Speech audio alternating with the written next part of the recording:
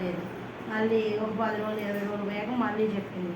మళ్ళీ చెప్తే నేను వెళ్దామని అన్నట్టు వెళ్ళలేదు.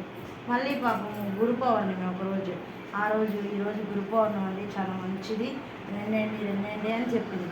నేను ఈవిడ ఇంత బాగా ఇన్నిసార్లు చెప్తుంది, వెళ్తే ఏమైంది, వెళ్తే మంచిదే కదా అని చెప్పి ఇంకా మా మామయ్య గారు అన్నాడు. ఇతని మా వారు అనమాట. ఇంకా మా వారు డ్యూటీకి వెళ్తారు. నేను మా మామయ్య గారిని అడిగాను, మామయ్య ఇలా ధ్యానం అంట చెప్తున్నారు పడ్డాక రమ్మంటున్నారు అంటే, మంచిదమ్మా ఎల్లు, ధ్యానం చేస్తే ప్రశాంతతగా ఉంటుంది ఎల్లు అన్నారు. అంటే నేను సరే వెళ్ళమంటున్నాడు కదని ఇంకా నాకు తెలిసిన వాళ్ళు అంటే నాకు తెలిసిన వాళ్ళు వాకింగ్కి వెళ్తాను నేను, ఎంత ఒక 50 ఏళ్ళు అలా ఉన్న వయసు వాళ్ళు ఉన్నారు.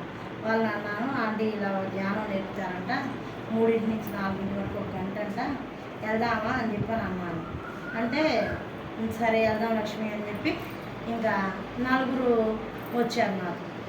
మేము 4 3కి నాకు ఒక్కదానికే చెప్పింది. నేను ఆమెను అడిగా, ఎవరిని ఉంటారా, ఏమన్నా ఎలా ఉంటుంది, ఎవరైనా చెప్తారా, ఏమైనా ఉంటారా అంటే, ప్రస్తుతానికైతే ఎవరు లేరు లక్ష్మి, నువ్వు వస్తే నిదానంగా జనం వస్తుంటారు అని అంది.